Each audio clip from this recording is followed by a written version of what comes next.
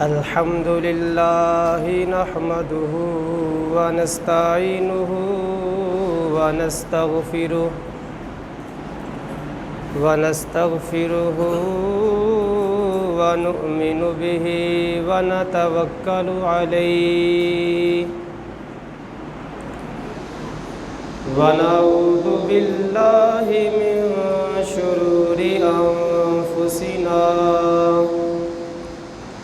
ومن سيئات أعمالنا من يهده الله فلا مضل له ومن يضلله فلا هادي له ونشهد أن لا إله إلا الله وحده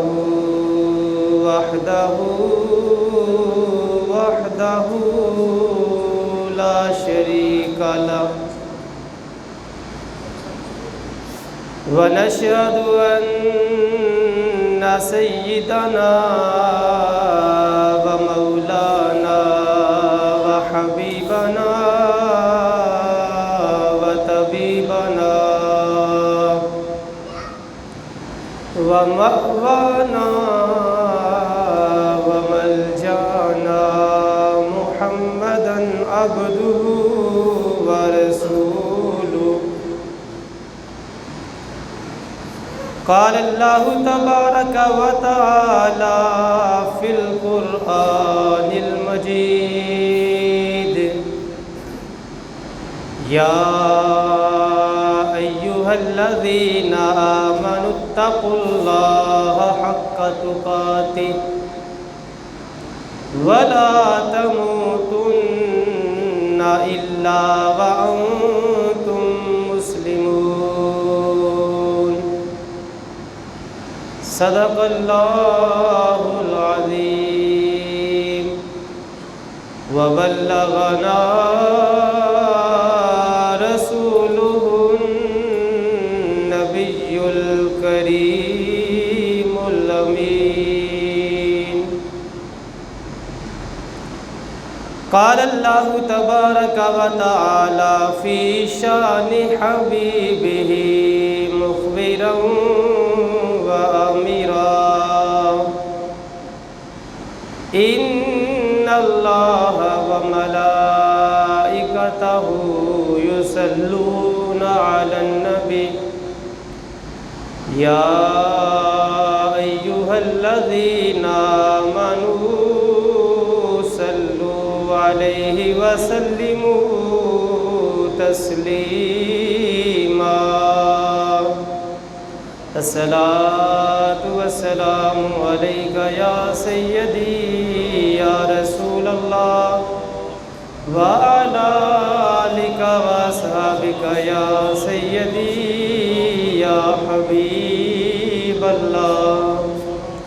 الصلاة والسلام عليك يا سيدي يا نبي الله وعلى آلك وأصحابك يا سيدي يا نور الله. الصلاة والسلام عليك يا سيدي يا رحمة للعالمين وعلى آلك وأصحابك يا سيدي يا خاتم النبيين. بندائے پروردگارم امت احمد نبی، دوست دار چار یارم تابع اولاد علی، مذہب حنفیہ دارم ملت حضرت خلیل، خاک پائے غوث اعظم زیر سایہ ہر ولی. صدیق اکس حسن کمال محمد است، فاروق ذل جاہ و جلال محمد است، عثمان ضیاء شمع جمال محمد است، حیدر بہار باغ خصال محمد است،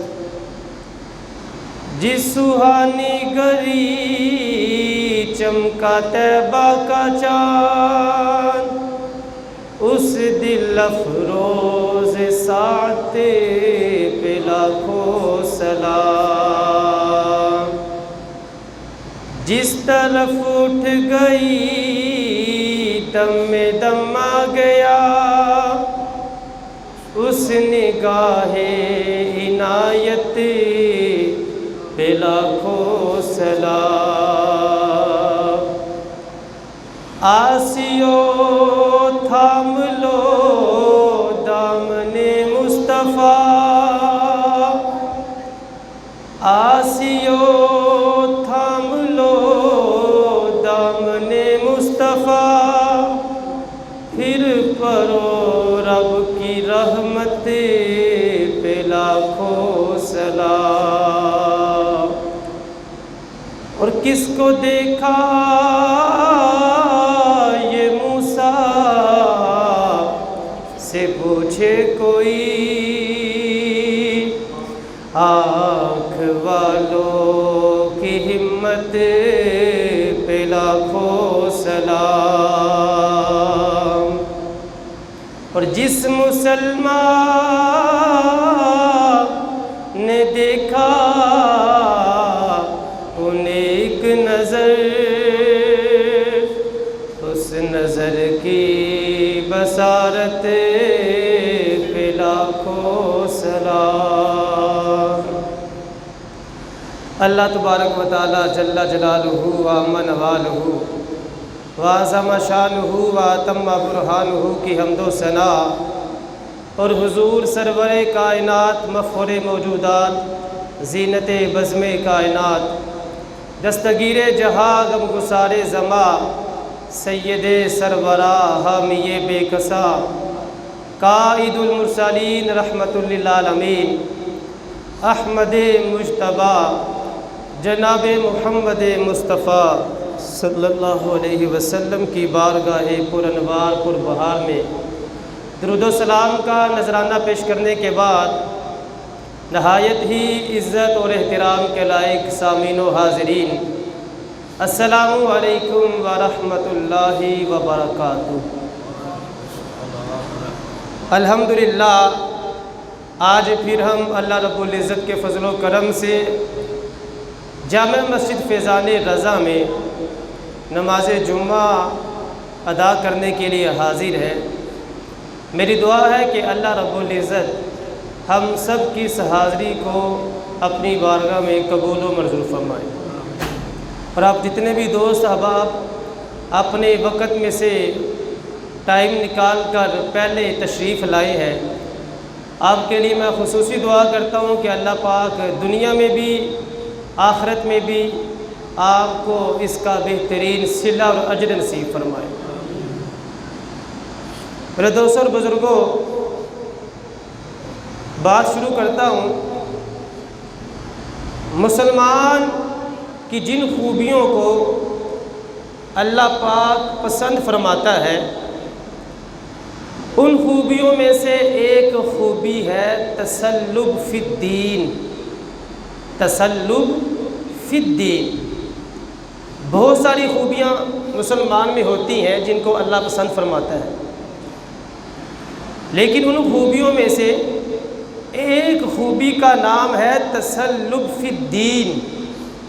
دین میں سختی، دین میں مضبوطی، اس خوبی کو اللہ رب العزت بڑا پسند فرماتا ہے۔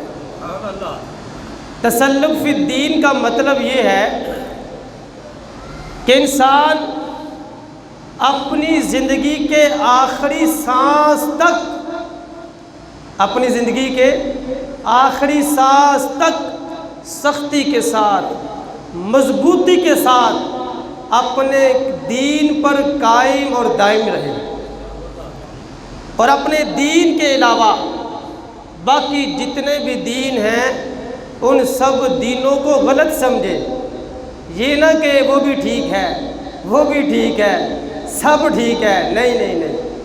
تسلط فی الدین کا مطلب کیا ہے کہ اپنے دین پر مضبوطی کے ساتھ، سختی کے ساتھ قائم رہے، ساتھ یہ سمجھے کہ جو دوسرے دین، دوسرے مذہب ہے وہ غلط ہیں، اور اپنے دین کی ترقی کے لیے وہ کوششیں کرے، اور اپنے دین کی ترقی اور عروج کو دیکھ کر وہ خوش ہو، اور جب وہ مسلمانوں کی ذبح حالی دیکھے تو وہ پریشان ہو۔ یہ ہے تسلط فی الدین۔ اگر ابھی بھی سمجھ نہیں آئی، آسان لفظوں میں سمجھا دیتا ہوں، تسلط فی الدین کیا چیز ہے۔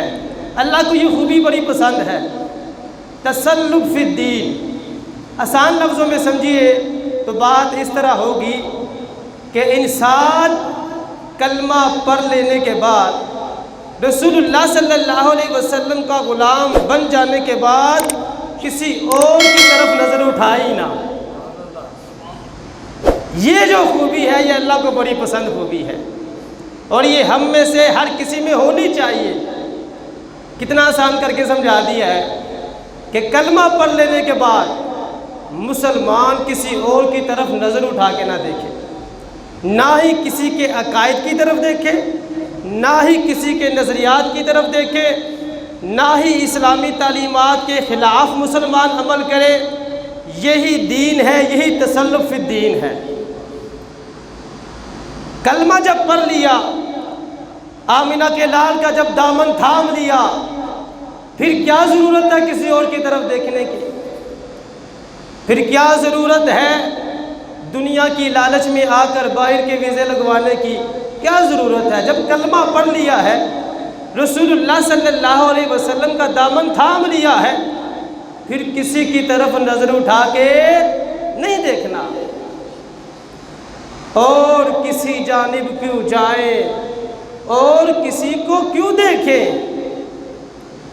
اور کسی جانب کیوں جائیں، اور کسی کو کیوں دیکھیں۔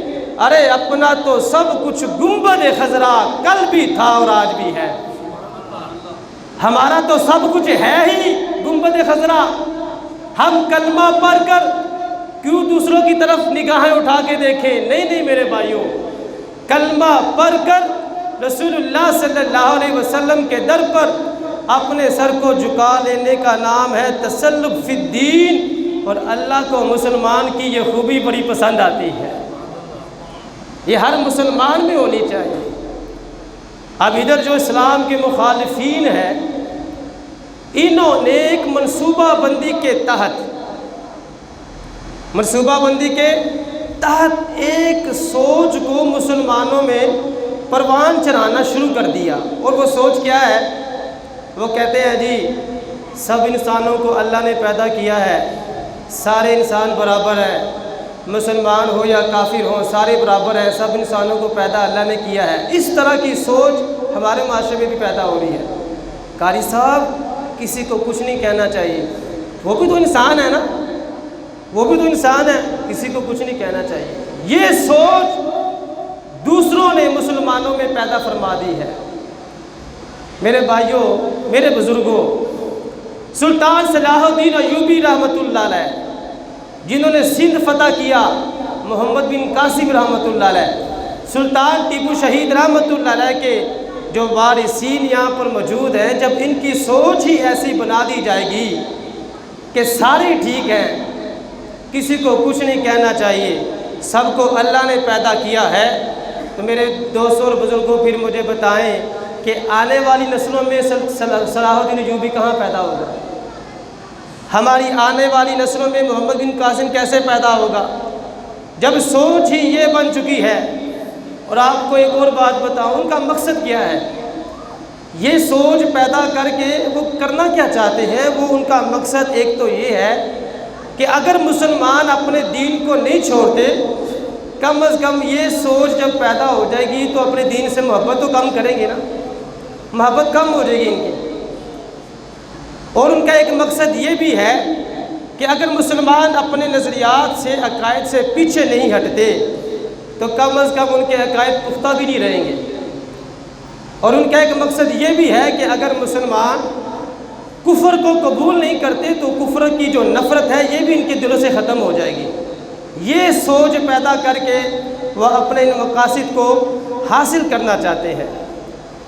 میرے دوستوں اور بزرگوں، ہم نے ان تمام سوچوں سے بچنا ہے اور ہم نے صرف مدینے کی سوچ سوچنی ہے۔ رسول اللہ صلی اللہ علیہ وسلم نے جو ہمیں سبق پڑھایا ہے، ہم نے صرف اس کو یاد رکھنا ہے، دوسروں کی طرف نہیں دیکھنا۔ رسول اللہ صلی اللہ علیہ وسلم کے جو صحابہ تھے، سنیں ذرا، وہ دین میں کتنے سخت اور مضبوط ہوتے تھے۔ دین میں اتنے سخت، اتنے مضبوط رسول اللہ صلی اللہ علیہ وسلم کے صحابہ ہوتے تھے۔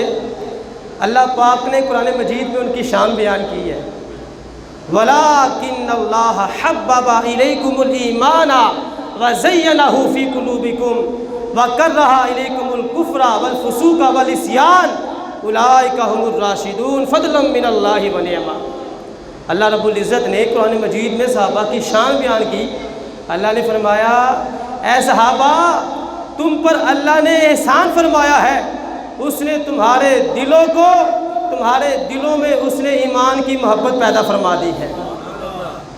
اے صحابہ، اس نے تمہارے دلوں کو ایمان سے آراستہ کر دیا ہے، اور اے صحابہ، اس نے تمہارے دلوں کو ایسا بنا دیا ہے، کفر، حکم عدولی، مایوسی تمہارے قریب بھی نہیں آتی، تمہیں ناگزیر لگتی ہے۔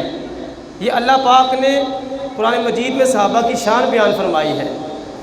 اور آگے حدیث سنیں ذرا، ہمارے پیارے آقا صلی اللہ علیہ وسلم نے حضرت عمر کی خوبی بیان کرتے ہوئے ارشاد فرمایا۔ حضرت عمر اسلام کے دوسرے خلیفہ ہیں، حضرت عمر رضی اللہ تعالیٰ عنہ۔ خوبی کیا بیان کی؟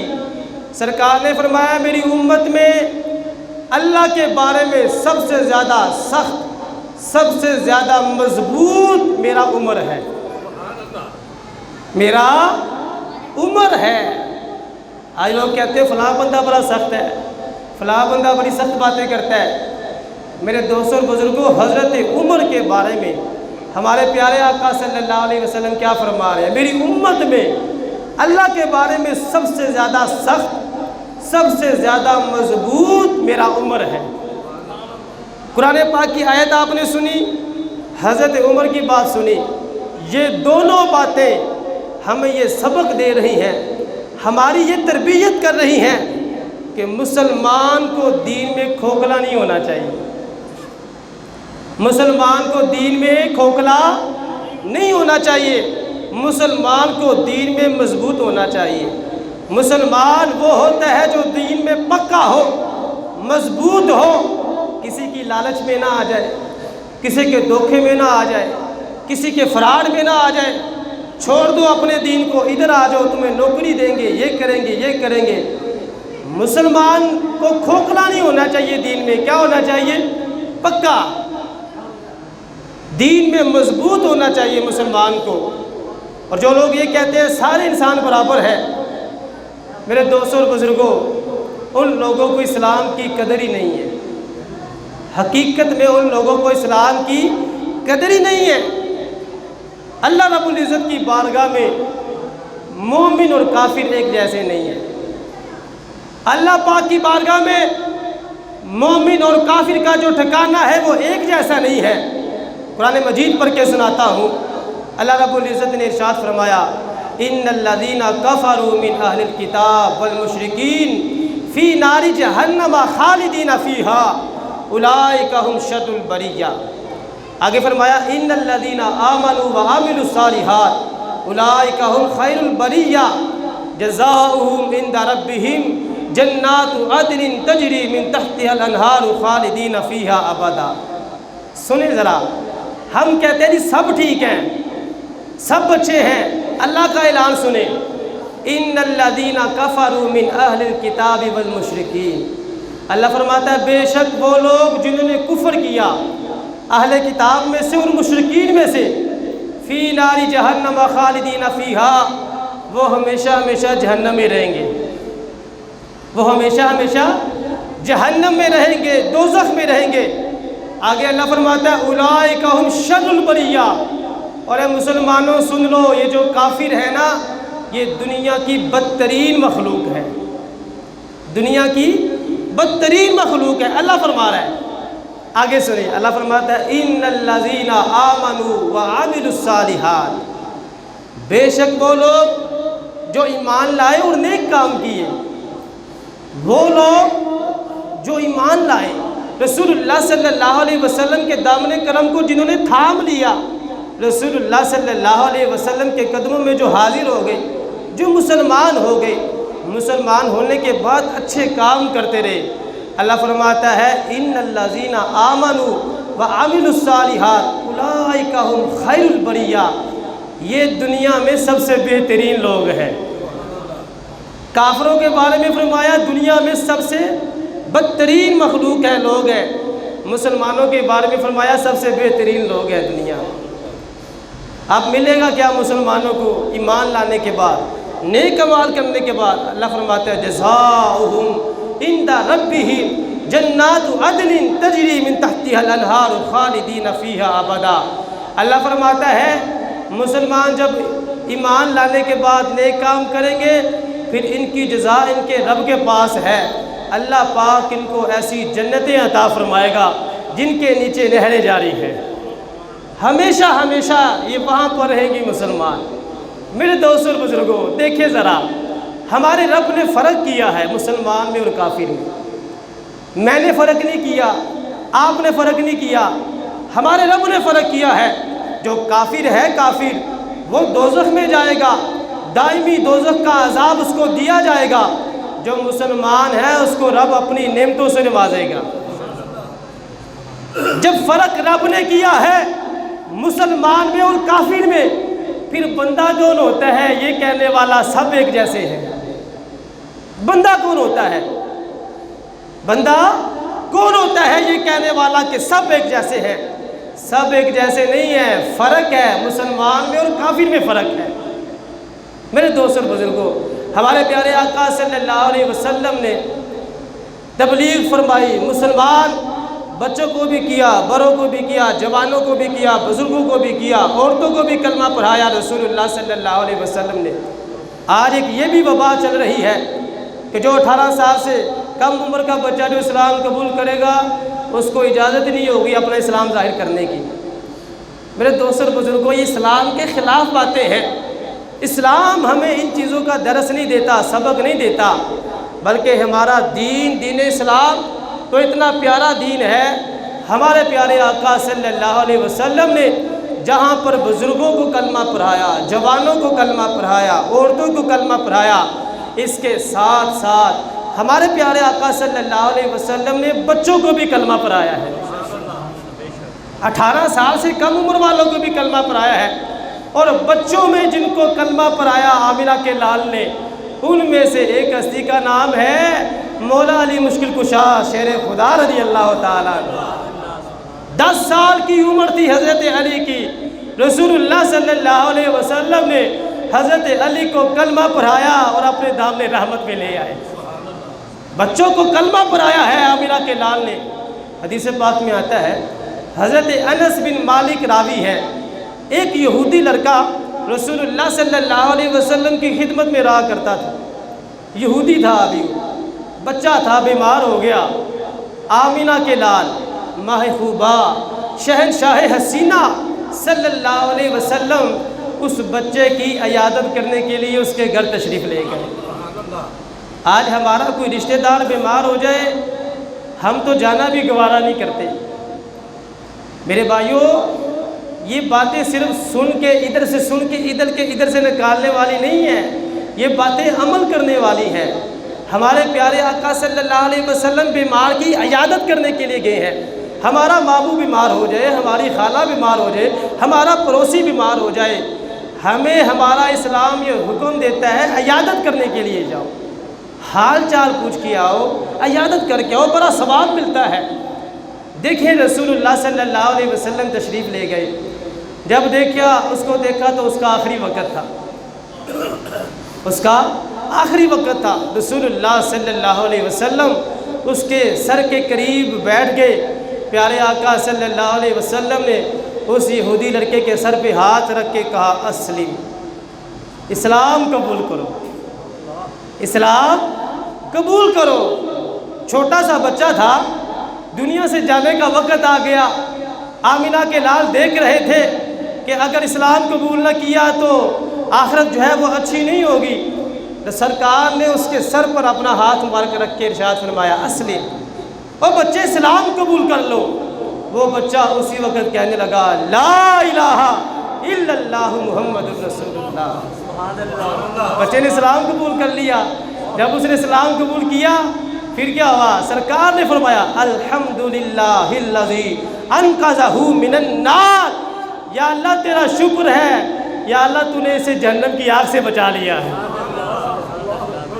بچوں کو کلمہ پڑھایا ہے۔ کملی والے آقا صلی اللہ علیہ وسلم نے ایک اور بچے کو کلمہ پڑھایا۔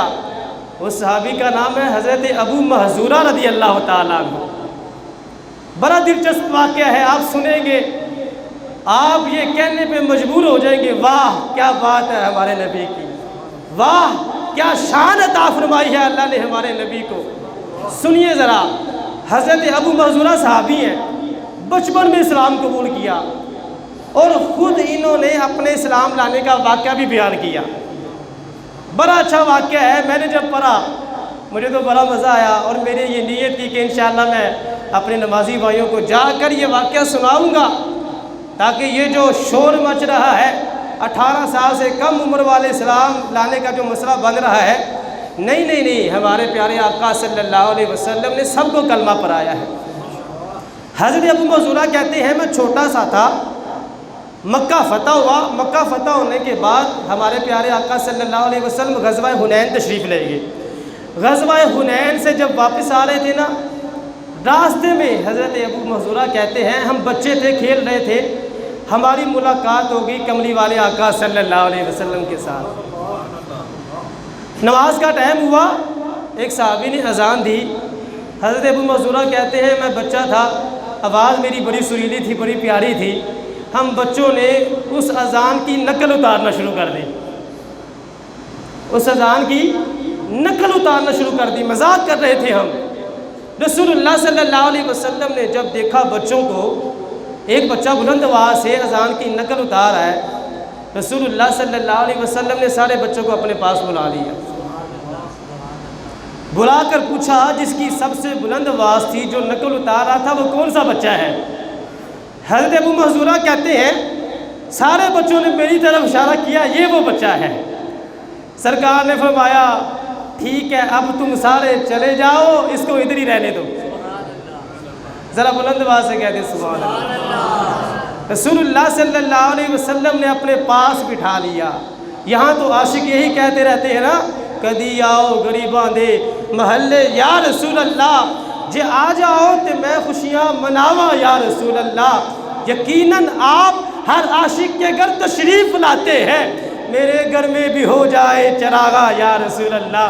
ہم تو دعائیں کرتے رہ گئے، اس بچے کو سرکار نے فرمایا ادھر آؤ میرے پاس بیٹھ جاؤ۔ سنیں ذرا، حضرت ابو محذورہ بچے ہیں، سرکار نے فرمایا اذان کہو، اذان کہو۔ اب وہ بچہ، حضرت ابو محذورہ کہتے ہیں میں اس وقت مسلمان نہیں ہوا تھا، مجھے جب سرکار نے یہ حکم دیا نا تو کہتے بھی میں مسلمان نہیں ہوا تھا، میرے دل کی کیفیت یہ تھی کہ مجھے سب سے زیادہ جو ناپسندیدہ کام اس دنیا میں لگ رہا تھا اس وقت وہ اذان دینا لگ رہا تھا، کیونکہ ابھی وہ مسلمان نہیں ہوئے تھے۔ حضرت ابو محذورہ کہتے ہیں اب حکم جب ملا، میں چھوٹا بچہ تھا، میں نے اذان پڑھنا شروع کر دی۔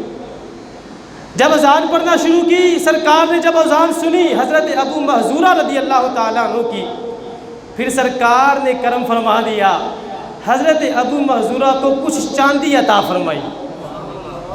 چاندی عطا فرمانے کے بعد آمینہ کے لال نے، امام الانبیاء صلی اللہ علیہ وسلم نے حضرت ابو محذورہ کے سر پہ ہاتھ پھیرا۔ آپ کو پتہ ہے کہ آمینہ کے لال کا ہاتھ مبارک پھر ایسا ہاتھ ہے جس کے بارے میں رب قرآن میں فرماتا ہے یہ اللہ کا ہاتھ ہے۔ ید اللہ والے ہاتھ رسول اللہ صلی اللہ علیہ وسلم نے حضرت ابو محذورہ کے سر پر پھیرا، شفقت سے پھیرا، پھر سینے پر پھیرا، پھر چہرے پر پھیرا۔ حضرت ابو محذورہ کہتے ہیں جب میں آیا تھا میرے دل میں بغض مصطفیٰ تھا، لیکن جب سرکار نے ہاتھ پھیر دیا میرا دل عشق مصطفیٰ سے منور ہو گیا تھا۔ تاجدار ختم نبوت زندہ باد، زندہ باد۔ کہتے ہیں پہلے میرے دل میں بڑا بغض تھا، نفرت تھی، جب سرکار نے ہاتھ پھیر دیا اب میرے دل میں محبت رسول ہی محبت رسول ہے۔ میرے دل میں عشق رسول صلی اللہ علیہ وسلم کی شمع روشن ہو چکی تھی، کلمہ پڑھا، مسلمان ہو گئے۔ کہتے ہیں اسی لمحے میں اذان دینا مجھے سب سے زیادہ ناپسند تھا۔ پہلے جب میں مسلمان ہو گیا مجھے اذان دینے کا اس قدر شوق ہو گیا، میں نے اسی وقت عرض کی یا رسول اللہ صلی اللہ علیہ وسلم اب تو میں نے کلمہ پڑھ لیا ہے، کیا مکے میں اذان پڑھ دیا کروں؟ مدینے میں تو بلال حبشی اذان پڑھتے تھے نا، مکے میں اذان پڑھ دیا کروں؟ سرکار نے فرمایا کیا ہمارے سرکار ہیں سب سے اولا والا ہمارا نبی، سب سے بالا و اعلیٰ، حلق سے اولیاء، اولیاء سے رسول، سب رسولوں سے اعلیٰ ہمارا نبی۔ اگلا جو شعر ہے وہ یہاں پہ فٹ آ رہا ہے، کون دیتا ہے دینے کو منہ چاہیے۔ کیا دیا پھر؟ کون دیتا ہے؟ ارے دینے کو منہ چاہیے، دینے والا ہے سچا ہمارا نبی۔ سرکار نے کیا دیا؟ سرکار نے فرمایا ابو محذورہ ٹھیک ہے، آج سے میں تمہیں مکہ مکرمہ کا موذن مقرر فرماتا ہوں۔ مدینہ منورہ میں بلال حبشی اذان دیا کریں گے، مکہ مکرمہ میں ابو محذورہ اذان پڑھا کرے گا۔ بچوں نے اسلام قبول کیا ہے، رسول اللہ صلی اللہ علیہ وسلم نے کلمہ پڑھایا ہے، آمینہ کے لال نے کلمہ پڑھایا ہے بچوں کو۔ میرے دوستوں بزرگوں، حضرت بلال حبشی مدینے میں اذان پڑھا کرتے تھے، حضرت ابو محذورہ مکے میں اذان پڑھا کرتے تھے، دونوں موذین رسول ہیں۔ میرا دل کر رہا ہے کہ یہاں پر آپ کو حضرت بلال کے بھی ایمان لانے کا واقعہ سناؤ۔ دونوں موذین رسول ہیں، ایک اذان پڑھا کرتے تھے مکے میں، ان کا تو آپ نے سن لیا ایمان کیسے لے کر آئے۔ حضرت بلال کا بھی سنے، عاشقوں کے امام ہے حضرت بلال حبشی۔ وہ جو بلال حبشی ہیں سرور دی کا پیارا ہے، دنیا کے ہر عاشق کی آنکھوں کا وہ تارا ہے۔ ظلم ہوئے کتنے ان پر، سینے پر رکھے پتھر، پھر بھی زبان پر جاری رہا لا الہ۔ حضرت بلال حبشی کا سنے ذرا بات۔ حضرت بلال حبشی غلام تھے، بکریاں چرایا کرتے تھے۔ اب ہوا کیا، اسلام کا ابتدائی زمانہ تھا، کافروں نے جب زیادہ ظلم و ستم شروع کر دیے، ہمارے پیارے آقا صلی اللہ علیہ وسلم حضرت ابو بکر صدیق کو لے کر غار میں تشریف لے گئے۔ حضرت بلال ایک کافر کے غلام تھے، بکریاں چراتے غار کے قریب پہنچ گئے۔ پھر وہاں پر جب رسول اللہ صلی اللہ علیہ وسلم نے حضرت بلال کو دیکھا ایک غلام بکریاں چرا رہا ہے، سرکار نے ارشاد فرمایا او بکریاں چرانے والے، ہمیں دودھ نہیں پلاؤ گے؟ ہمیں دودھ نہیں پلاؤ گے؟ حضرت بلال نے آگے سے کہا، نورانی جب چہرہ دیکھا سرکار کا، واللیل والی زلفیں دیکھی، رسول اللہ صلی اللہ علیہ وسلم کا والضحیٰ والا مکھرا دیکھا، انکار کہاں ہوتا ہے؟ حضرت بلال نے ایک بکری دی، یہ بکری ہے، اس میں سے نکال لے۔ بظاہر اس بکری کے تھنوں میں دودھ نہیں تھا، رسول اللہ صلی اللہ علیہ وسلم کے جب ہاتھ، شفقت والے ہاتھ، برکت والے ہاتھ اس بکری کے تھنوں کو لگے، دودھ آنا شروع ہو گیا۔ حضرت بلال دیکھ رہے ہیں، سرکار نے ایک پیالہ دودھ کا بھرا، خود پی لیا، پھر ایک اور دودھ کا پیالہ بھرا، حضرت ابو بکر صدیق کو عطا فرما دیا، پھر ایک اور دودھ کا پیالہ بھرا، حضرت بلال کو پلا دیا۔ اب حضرت بلال دیکھ رہے ہیں، سب نے دودھ پی لیا، بکری کے تھنوں میں ایسے لگ رہا تھا جیسے دودھ کسی نے نکالا ہی نہیں ہے۔ جب سب کچھ دیکھا حضرت بلال نے، دودھ پینے کے بعد آمینہ کے لال نے فرمایا، وہ بکریاں چرانے والے اسلام قبول نہیں کرو گے؟ فدا تو پہلے ہی ہو چکے تھے، محبت تو ان کو پہلے ہی ہو چکی تھی، ادائیں دیکھ کر، معجزہ دیکھ کر رسول اللہ صلی اللہ علیہ وسلم پر قربان تو وہ پہلے ہی ہو چکے تھے، ساتھ ہی سرکار نے فرما دیا او بکریاں چرانے والے سلام قبول نہیں کرو گے؟ وہ کہنے لگے لا الہ الا اللہ محمد الرسول اللہ، کلمہ پڑھ کے مسلمان ہو گئے حضرت بلال۔ سرکار نے فرمایا ابھی کسی کو بتانا نہیں ہے، واپس چلے گئے۔ جب واپس گئے نظارہ بڑا عجیب تھا، ایک بکری تو وہ تھی جس کو سرکار نے اپنا ہاتھ مبارک لگایا تھا، لیکن باقی ساری بکریاں چہرہ مصطفیٰ کا دیدار کر کے آئی تھی، خدمت مصطفیٰ صلی اللہ علیہ وسلم کر کے باقی ساری بکریاں آئی تھی۔ ساری بکریاں تر و تازہ صحت مند، دودھ ہی دودھ۔ حضرت بلال کے جو مالک تھے نا کافر، وہ کہنے لگا آج کہاں گئے تھے؟ اتنی زبردست چراگاہ میں گئے تھے، ساری بکریاں جو ہے وہ صحت مند ہو گئی ہیں، اس طرح کرنا تم صبح پھر جانا وہاں پر۔ حضرت بلال کو اور کیا چاہیے تھا؟ وہ آمنہ کے لال کو دیکھ کر آئے تھے، وہ خوش ہو گئے، ان کو بہانا چاہیے تھا وہاں جانے کا۔ اگلے دن پھر گئے، سرکار کی بارگاہ میں دودھ پیش کیا، پھر واپس آ گئے۔ پھر رات کو جدائی ہوتی تھی، بڑی مشکل سے رات کٹتی تھی حضرت بلال کی، پھر رات ہوتی، 3 دن تک حضرت بلال جاتے رہے۔ پھر کیا ہوا؟ ابو جہل کا ایک دن حضرت بلال کا جو مالک تھا نا، اس کی گلی سے گزر ہوا۔ ابو جہل کافر تھا، جب اس نے دیکھا اس کی بکریاں اتنی صحت مند ہو گئی ہیں، اتنی زیادہ ہو گئی ہیں، دودھ ہی دودھ ہے، وہ بکریاں دیکھ کر کہنے لگا اس کے مالک کو، حضرت بلال کے مالک کو، کہنے لگا مجھے یقین ہے یہ تمہارا جو غلام ہے یہ محمد کے پاس ہی جا رہا ہے۔ میرے بھائیوں دیکھیں ذرا سرکار کی شان، کافر بھی مانتے تھے، ابو جہل کو یقین تھا یہ جو بکریاں اتنا دودھ دے رہی ہیں یہ ان کا ہی معجزہ ہو سکتا ہے، کسی اور کا معجزہ نہیں ہو سکتا۔ یہ شان ہے خدمت گاروں کی، سرکار کا علم کیا ہوگا۔ پھر حضرت بلال کا پتہ چل گیا، پھر آپ کو پتہ ہی ہے جتنے ظلم و ستم کافروں نے کیے حضرت بلال پر، ظلم و ستم جب ہو گئے اس کے بعد کیا ہوا؟ پھر مکہ فتح ہوا۔ جب مکہ فتح ہوا سرکار نے فرمایا سارے صحابہ نیچے ہیں، اے بلال تم کعبے کی چھت پر چڑھ جاؤ۔ یہ حضرت بلال کی شان ہے۔ سرکار بیٹھے ہیں، محفل لگی ہے صحابہ کی، محفل لگی ہے صحابہ کرام کی۔ اب ذکر کیا ہو رہا ہے؟ موضوع کیا ہے کہ انبیاء کرام کی قیامت والے دن شان کیا ہوگی، یہ موضوع ہے۔ اس موضوع پر بات ہو رہی ہے، انبیاء کرام کی قیامت والے دن شان کیا ہوگی، اس موضوع پر بات ہو رہی تھی۔ ہمارے پیارے آقا صلی اللہ علیہ وسلم نے ارشاد فرمایا حضرت صالح علیہ السلام میدان محشر میں اپنی اونٹنی پر سوار ہو کر آئیں گے۔ پھر سرکار نے فرمایا میں میدان محشر میں براق پر سوار ہو کے آؤں گا۔ محفل میں حضرت بلال بیٹھے تھے، حضرت بلال پر نظر پڑ گئی سرکار کی۔ سرکار نے فرمایا میدان محشر میں میرا یہ بلال جنتی اونٹنی پر سوار ہو کر آئے گا، اور میدان محشر میں اذان پڑھتے پڑھتے میرا بلال آئے گا۔